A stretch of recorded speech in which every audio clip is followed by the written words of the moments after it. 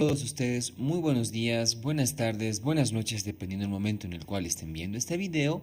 Vamos a continuar con los temas correspondientes a ginecología con infecciones vaginales.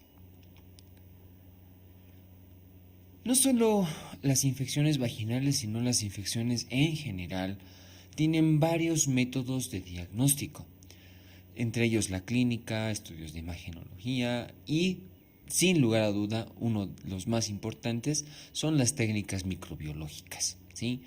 Mediante estas podemos determinar el agente causal y tener un tratamiento antibiótico más certero y evitar tratamientos antibióticos que también son a veces innecesarios, ¿sí? Podemos hacerlo directamente buscando el agente, es decir, el causal, ¿no? Y para esto podemos realizar tinción, la coloración, podemos realizar cultivos en medio de los agares, ¿no? La coloración, el GIMSA y el GRAM son los más importantes, y también podemos ver los antígenos que produce el agente o sus productos de degradación. Pero en muchas ocasiones no podemos ver el agente, ¿no? Algunos cultivos, algunas tinciones no son exclusivas. Entonces pasamos a ver la respuesta que tiene el agente o la respuesta que también tiene el organismo frente a esta bacteria o frente a este microorganismo.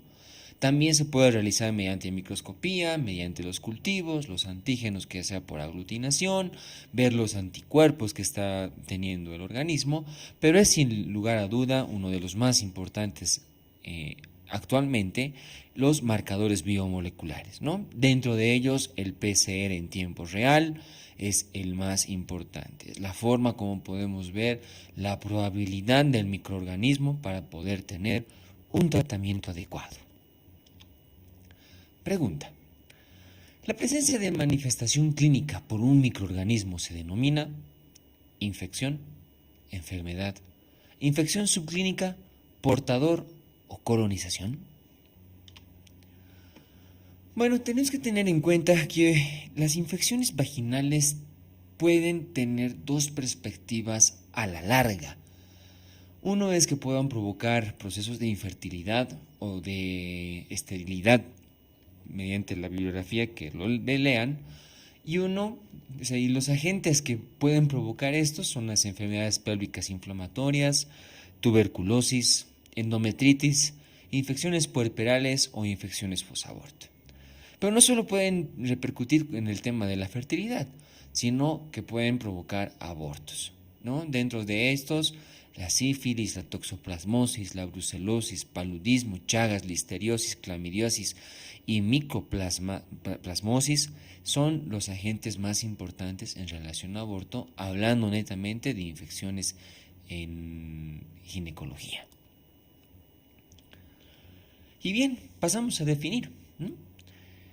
Infección es la presencia de microorganismos en un tejido donde normalmente no lo estaban, sin que haya repercusión clínica. Enfermedad ya es la presencia de signosintomatología o repercusión clínica debido al microorganismo que está produciendo la infección.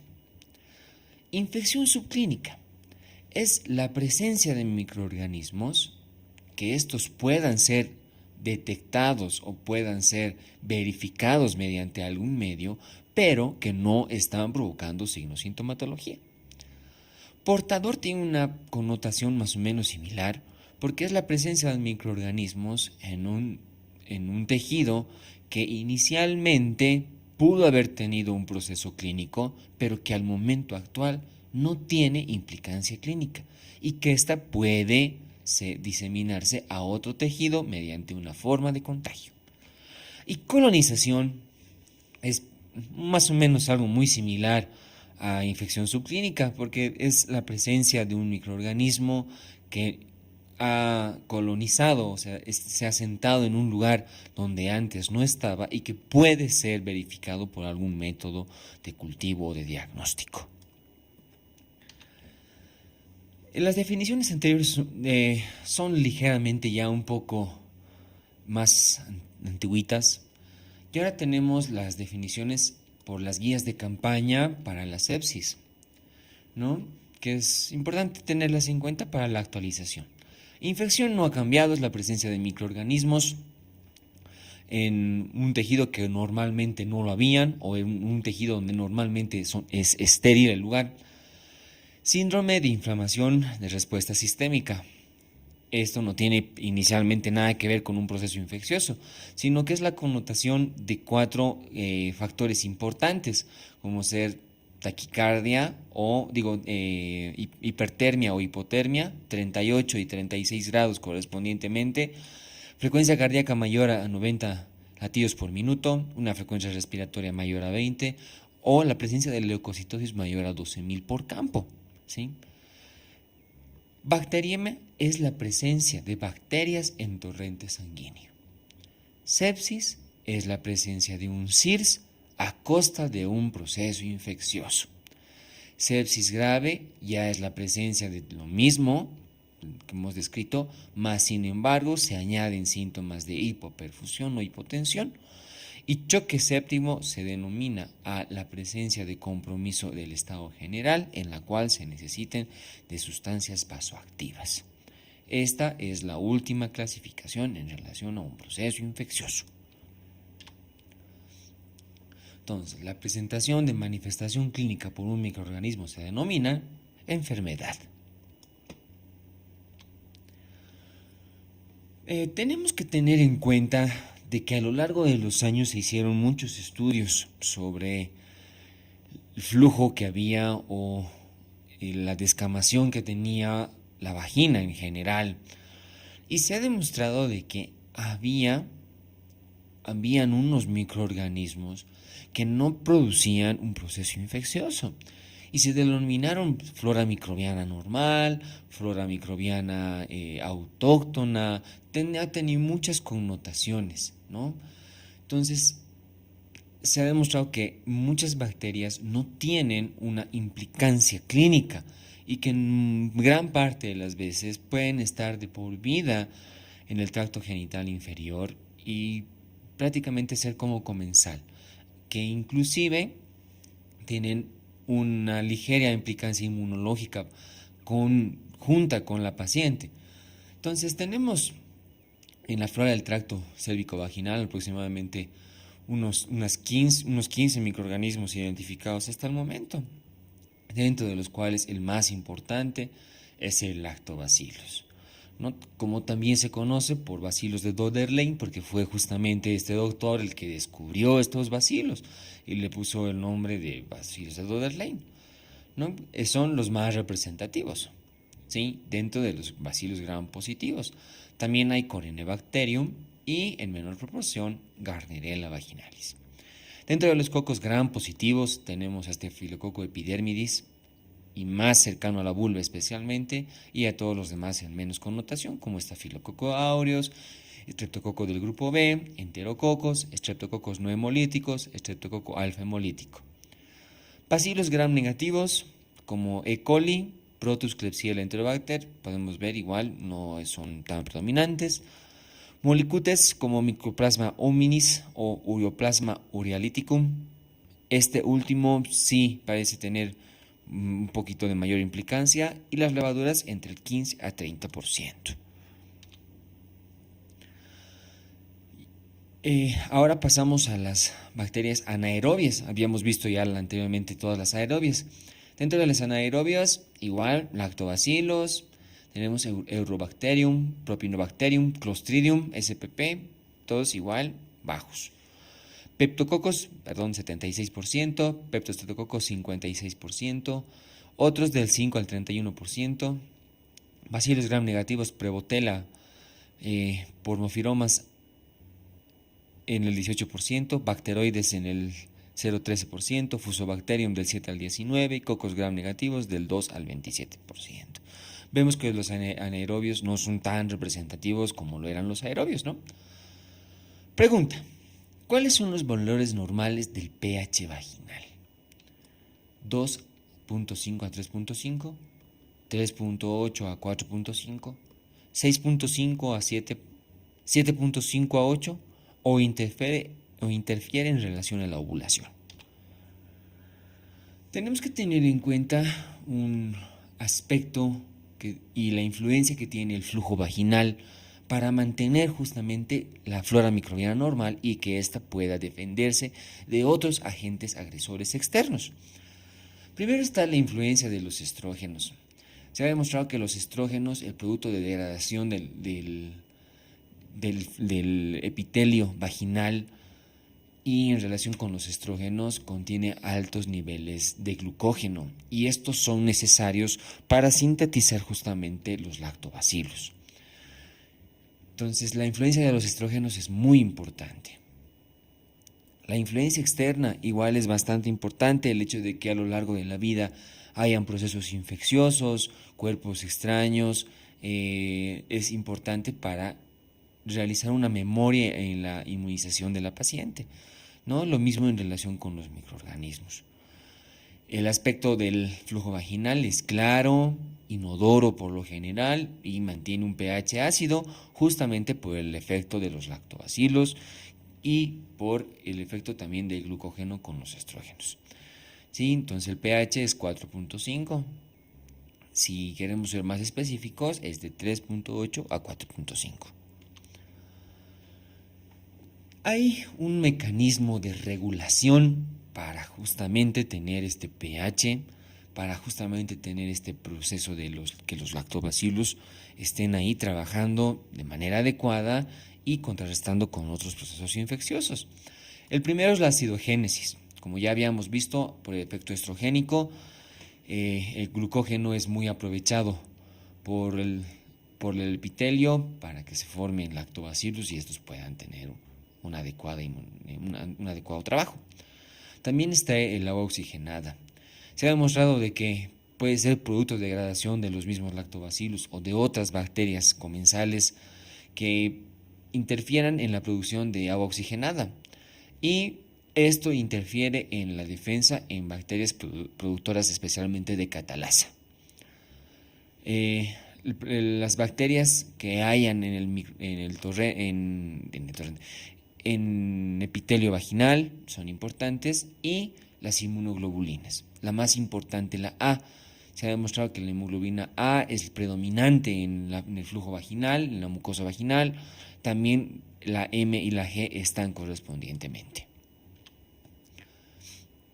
También tenemos variedades fisiológicas por la edad. No es que desde un principio hasta el final de la vida esto se mantiene de esta forma. En el periodo perinatal, por el efecto estrogénico que le pasa a la mamá al recién nacido, o también por el paso del parto en muy cercana relación de la flora microbiana vaginal es transferida a la recién nacida, es muy frecuente encontrar unos niveles de pH ácidos, una flora microbiana muy similar al que tiene su mamá. Mas, sin embargo, cuando aparece ya el periodo de lactancia, esto ya disminuye, porque ya no hay efecto estrogénico, ya por el mismo efecto de la lactancia, es de que las enterobacterias invadan y sean, entre comillas, parte de la flora microbiana de la vagina de la recién nacida. En la menarca ya se produce un ascenso brusco de los estrógenos y esto puede influir a que ya empiecen a participar los lactobacilos en la mucosa vaginal. En la edad reproductiva ya habíamos detallado con anterioridad. Y en la posmenopausia vuelven a caer los estrógenos y nuevamente son enterobacterias y especialmente bacterias gram, tanto positivas como negativas, las que empiezan a colonizar el tracto genital. También tenemos variedades fisiológicas. En la menstruación, unos días antes, el pH ligeramente tiende a alcalinizarse y persiste alcalino durante el periodo del sangrado para nuevamente volverse ácido.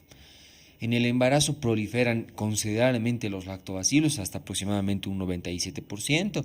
Eso explica la defensa, además que haya contra agentes agresores.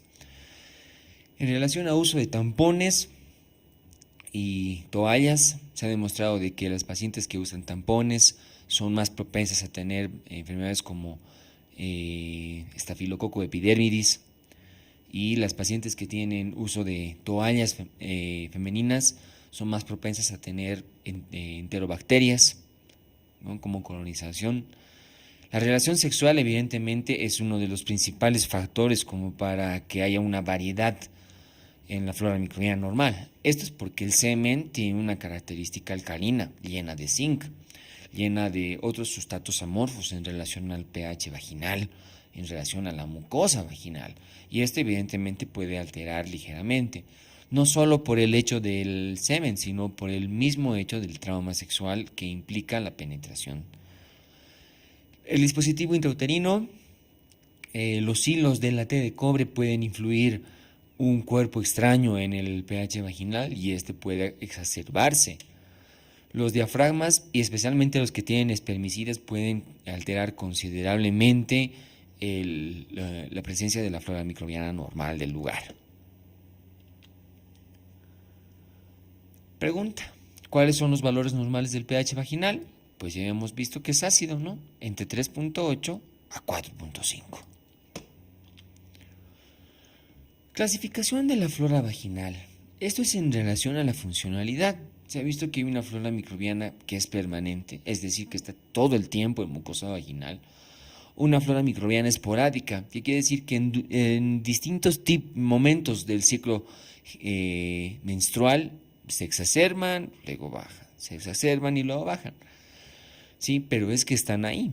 Mientras que intermitente es la presencia de una flora que está y luego no está. Puede estar un tiempo y luego nuevamente vuelve a aparecer y luego vuelve a desaparecer. Tener en cuenta además que la flora uretral y cervical comparte gran similitud con toda la flora microbiana normal de la vagina.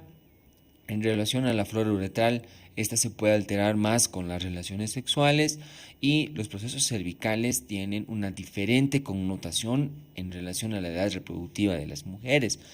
Y esto es por la presencia del virus del papiloma humano que tiene su acápite correspondiente. Respecto a la localización de los patógenos, podemos ver que tanto la vagina como el cervix no comparten los mismos microorganismos. En vagina hay la presencia de Cándida, Tricomona, el complejo GAM, Streptococcus agalactiae y Haemophilus influenza. En relación al cuello uterino hay más Neisseria, Clamidia, Mycoplasma aureoplasma y Listeria monocytogenes. Bien, pasamos ahora a las infecciones que son netamente solo del área vaginal, puesto que la clasificación macro en relación a infecciones vaginales es una que es endógena y una exógena. Y vamos a pasar a las endógenas, que son las propiamente dichas, porque las exógenas son parte de las infecciones de transmisión sexual. Y empezamos con esta bacteria, que es la cándida, ¿no? La patología es candidiasis vaginal. Se trata de un microorganismo comensal dimórfico. Puede estar presente en diferentes etapas de la vida, inclusive en el periodo de premenarca puede haber la presencia de este microorganismo sin que interfiera alguna implicancia clínica, que es solamente parte del proceso de evolución de la mujer. Mas, sin embargo, en ciertos factores predisponentes como el embarazo, la toma de anticonceptivos, diabetes, inmunosupresión o antibióticos pueden exacerbarse y provocar un proceso infeccioso, ¿no? Los representantes son Candida albicans, Candida glabrata, Candida krusei, tropicales y subtropicales. Cabe recalcar que el más importante y el que se presenta por lo general es albicans y tiene buena implicancia en relación al tratamiento. Mas, sin embargo, cuando se tiene un proceso recidivante es bueno hacer un cultivo porque justamente la Candida krusei es la que puede presentar mayores índices de resistencia para los antimicrobianos. ¿Qué síntomas nos puede haber cuando hay candidiasis vaginal? La presencia de prurito, vulvodina, dispareunia y síntomas urinarios. Y en relación a los signos, es muy típico la presencia de un flujo como leche cortada, presencia de eritema, de edema, descamación y la presencia de úlceras, que las úlceras no son por un efecto en sí por la cándida, sino porque el prurito provoca que las pacientes se piquen, se rasquen, ¿no? Entonces esto puede provocar unas úlceras. El método de diagnóstico más importante es la microscopía, en la cual se puede identificar las hifas, que son estas líneas, ¿no? O blastóporos de cándida, ¿no?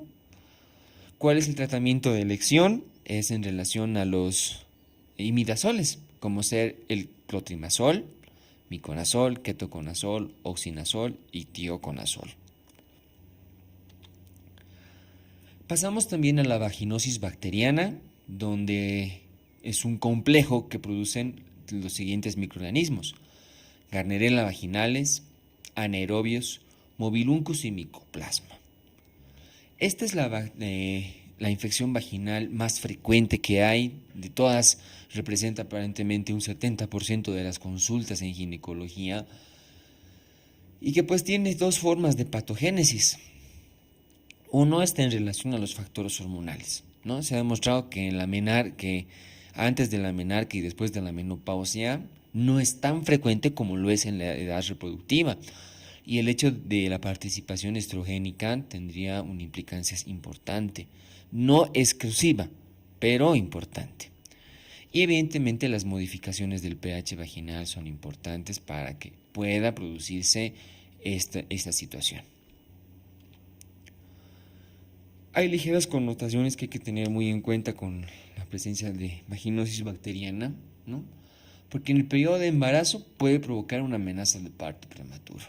Puede no solo amenaza de parto prematuro, sino puede ser un proceso de RPM. Se asocian mucho con enfermedades pélvicas inflamatorias, ¿no? Y esto hace una implicancia en que si de casualidad sospechamos de una enfermedad pélvica inflamatoria es porque hubo una puerta de entrada que pudo haber sido patrocinada por alguno de los microorganismos que provocan la vaginosis bacteriana. Endometritis puerperales en especial, el hecho de que haya habido el antecedente de vaginosis puede ser una puerta de entrada para las endometritis. La presencia de virus del papiloma humano. Cada vez que tengamos una paciente con vaginosis bacteriana será importante realizar un Papa Nicolau para descartar una lesión neoplásica por este virus. Y además también como comparte la flora microbiana con parte de la uretra, se pueden provocar infecciones urinarias recurrentes.